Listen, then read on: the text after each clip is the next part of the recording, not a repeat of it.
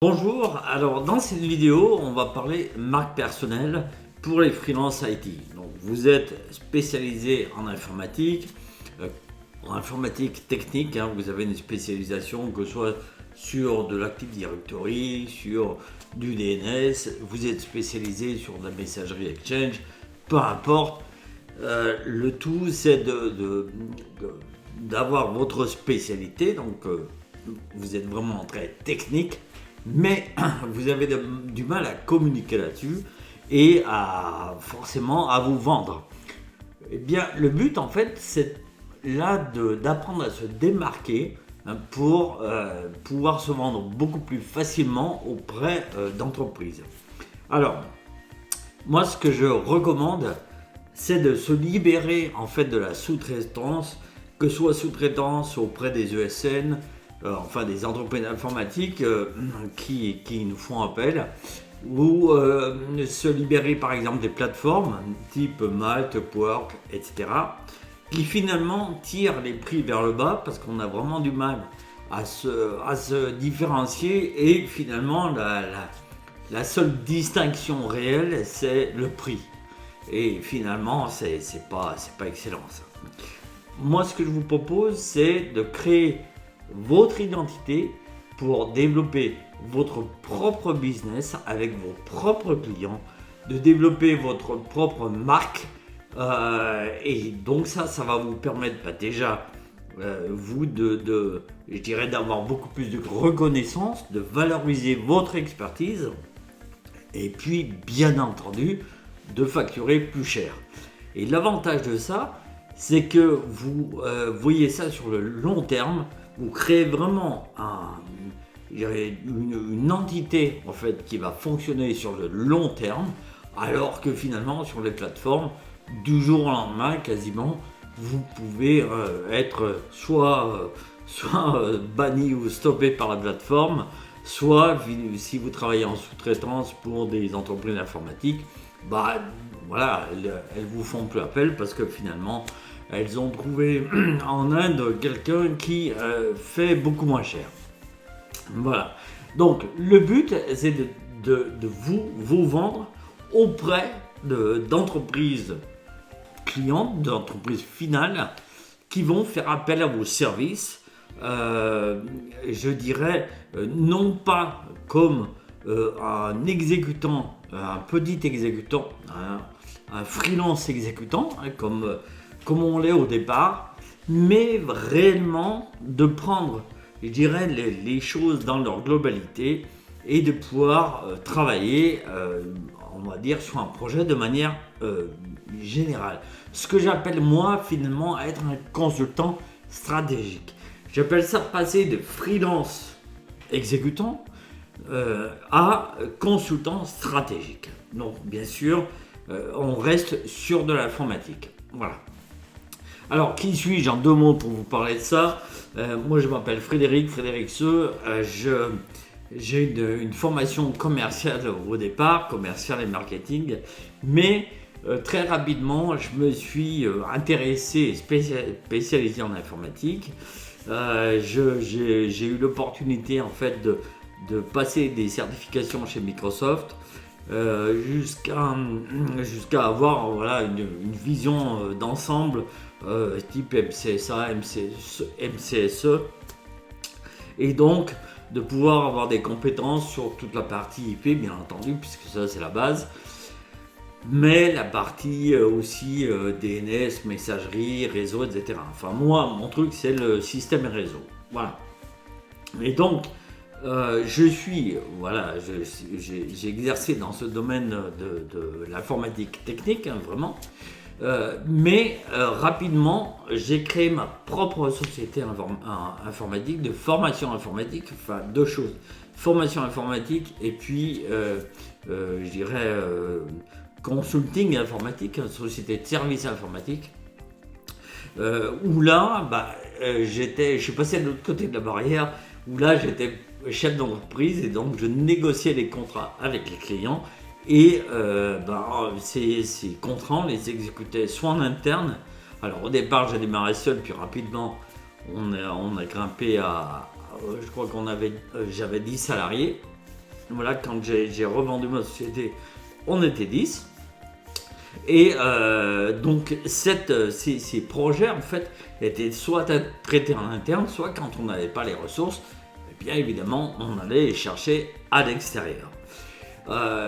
Donc soit sur la partie formation, puisque je faisais appel à des formateurs externes, soit sur la partie consulting, puisque là je travaillais avec des experts sur différents domaines, que ce soit du développement, de la base de données, etc. Voilà. Et donc, après cette activité-là, j'ai travaillé avec beaucoup de chefs d'entreprise en mettant en fait en valeur leurs compétences.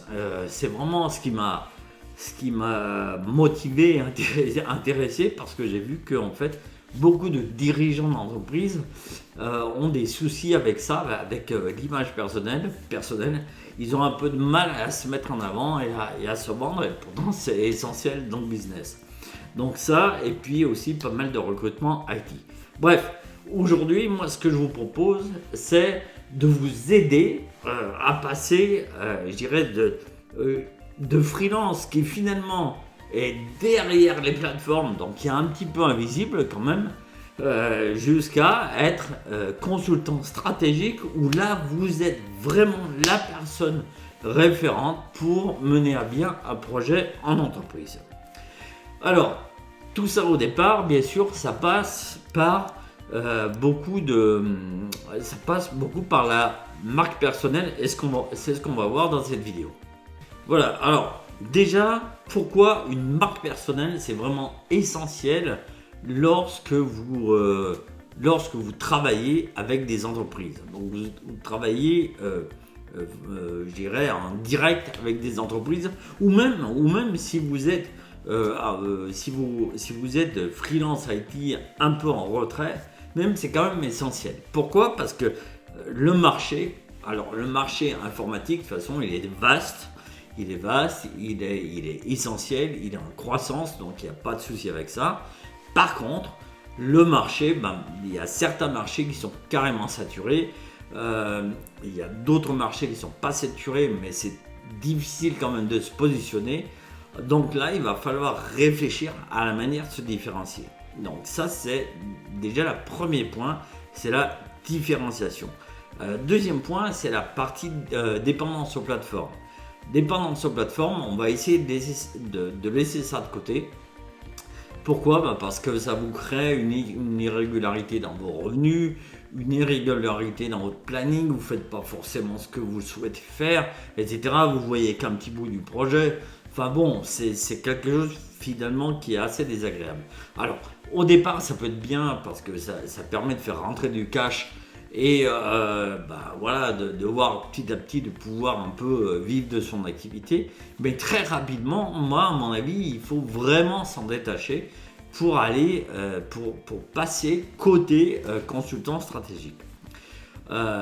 Et puis, troisièmement, c'est que en développant votre marque personnelle, vous aurez accès à finalement des opportunités qui sont beaucoup plus intéressantes que si vous étiez freelance IT exécutant.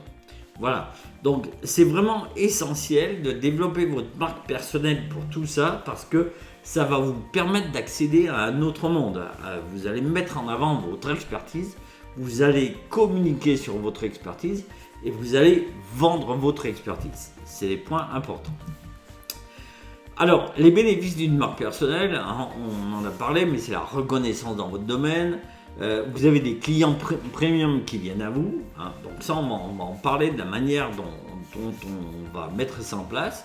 Et puis, vous avez une confiance et une crédibilité accrue. Donc, pour faire simple, en fait, vous allez vous communiquer. Alors, déjà, vous allez créer votre propre identité. Et une fois que vous avez créé votre propre identité, vous communiquez dessus. Voilà. Vous parlez sans cesse de votre expertise. Alors, c'est vrai que ça, si vous êtes en retrait derrière les plateformes, vous n'allez pas le faire puisque c'est elles qui vont chercher les clients pour vous.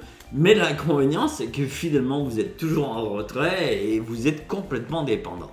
Lorsque vous êtes devant, vous avez vos propres clients et les clients ils font confiance aux gens qui voient, aux gens qui prouvent leur expertise, qui parlent de ce qu'ils ont fait, qui parlent de leurs clients, voilà, qui montrent des études de cas, etc., etc.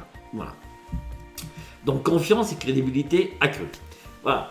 Donc vous avez 3 étapes, on va dire, pour définir votre marque personnelle. Première chose, c'est clarifier votre identité, identité de marque, mais aussi positionnement. Donc on va voir. Deuxièmement, vous allez construire un message et un message qui soit vraiment percutant et un message qui va résumer en fait ce que vous savez faire, ce que vous pouvez proposer et à qui vous le proposez. Et la troisième chose, c'est développer votre visibilité parce que, comme je disais tout à l'heure, si personne ne vous connaît, de toute façon, on ne vous fera jamais appel. Vous pouvez être l'expert IT le plus compétent du monde.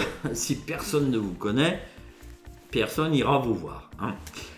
Donc voilà, donc créer une marque personnelle, on va voir les 3 étapes qui sont essentielles. Première étape, donc, vous clarifiez votre identité, c'est-à-dire, en fait, il faut vous poser la question, qui est-ce que je suis et qu'est-ce que je représente ? Autrement dit,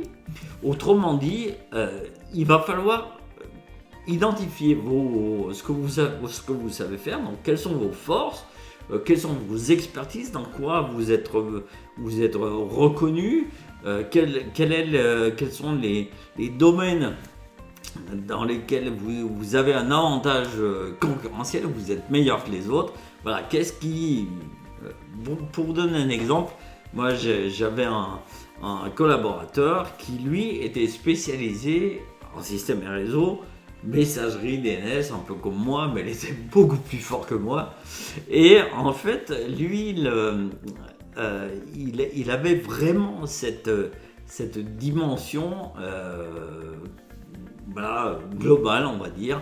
Quand on lui posait une question, quand un client avait un problème sur son réseau, eh bien, de manière claire, de manière simple, comme une rivière qui coule, il arrivait à trouver la solution sans problème.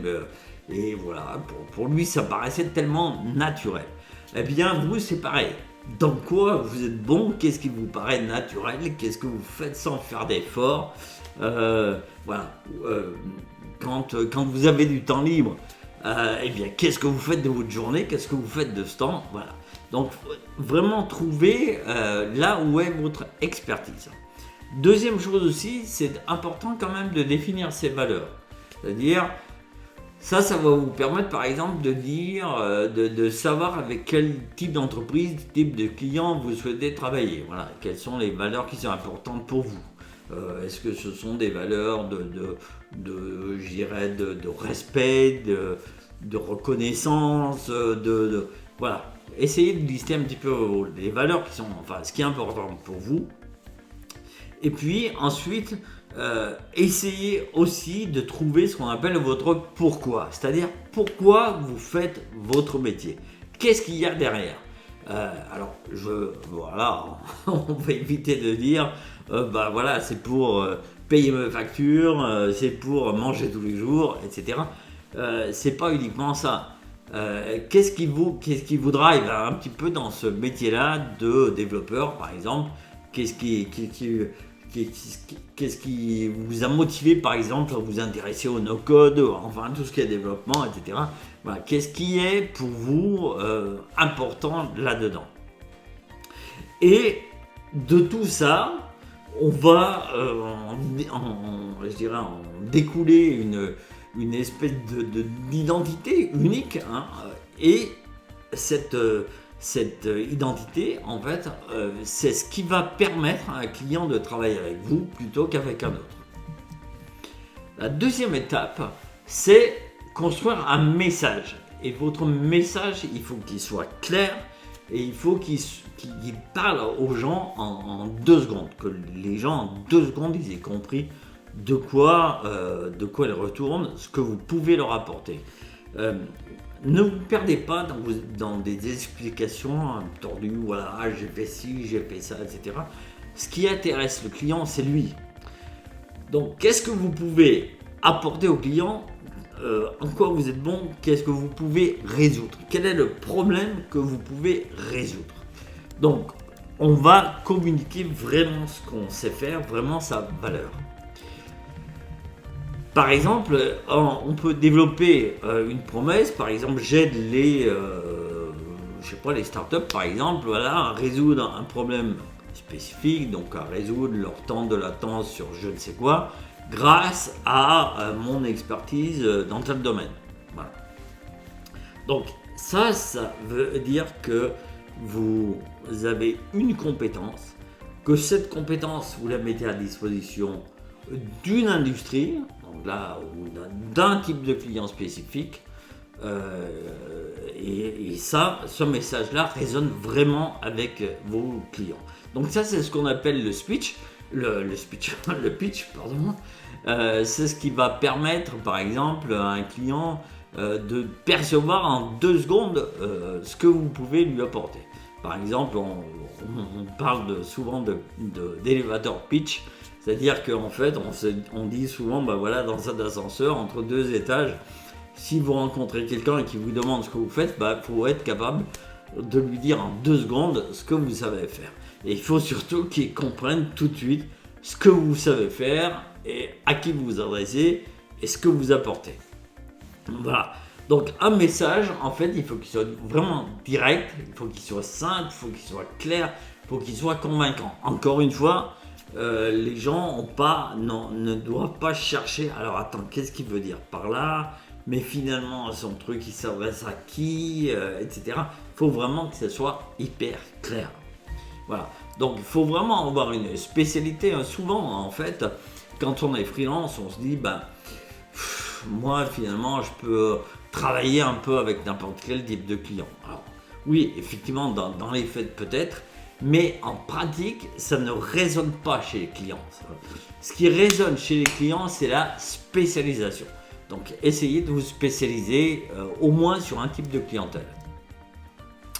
L'étape 3, c'est qu'on va développer sa visibilité. Donc, ok, on a une spécialité que l'on met à disposition d'un type de client, eh bien, on va en parler, on va mettre ça en avant.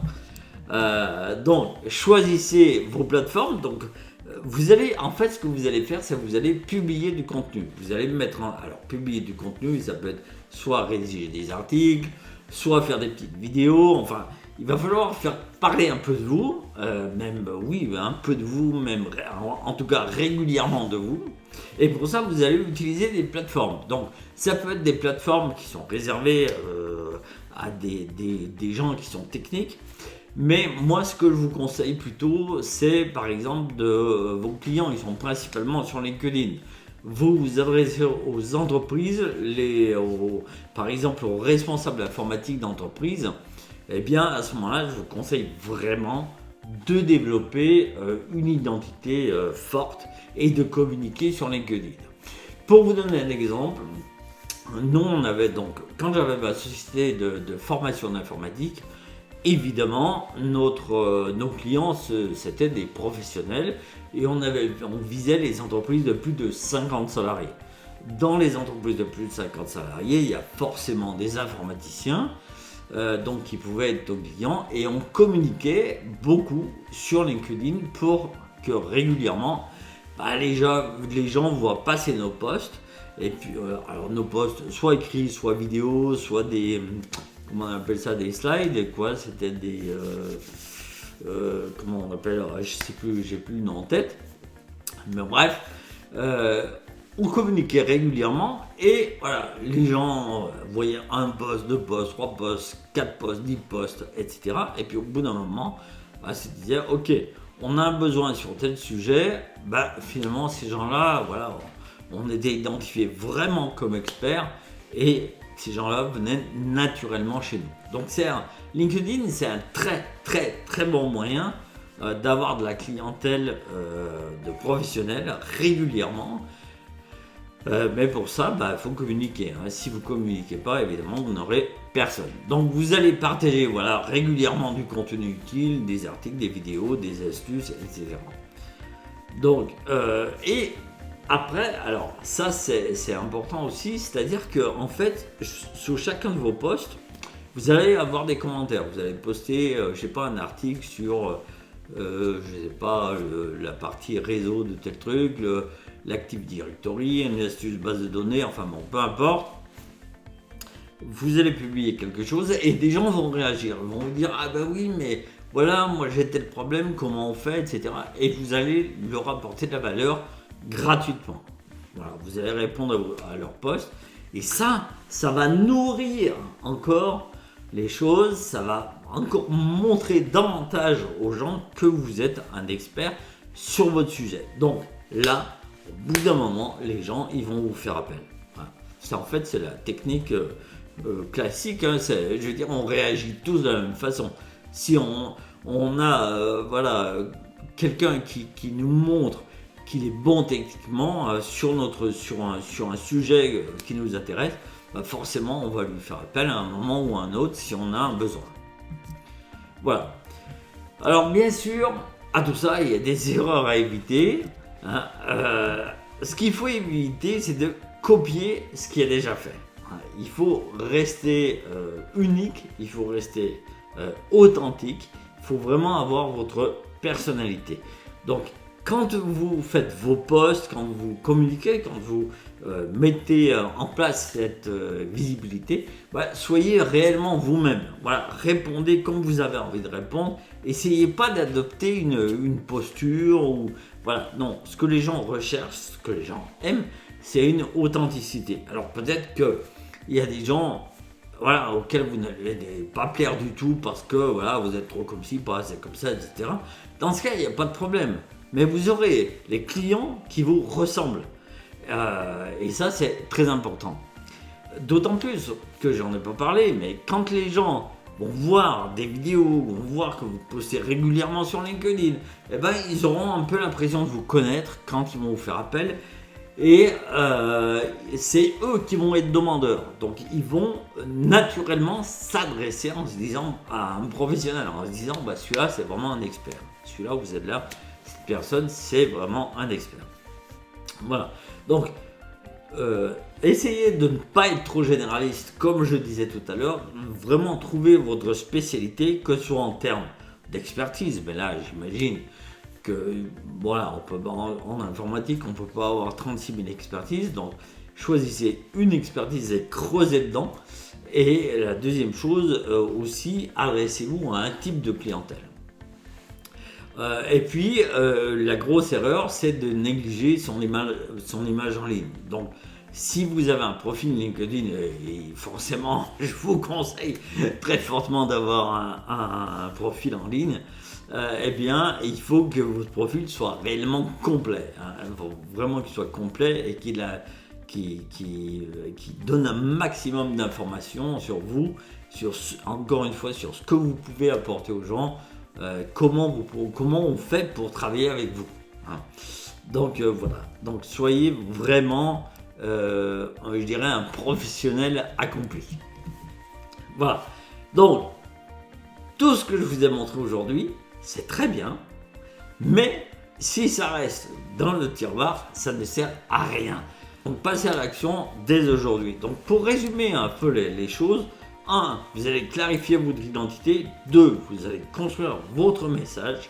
Et 3. Vous allez développer votre visibilité. N'oubliez pas que votre marque personnelle, c'est vraiment essentiel pour travailler avec des entreprises finales.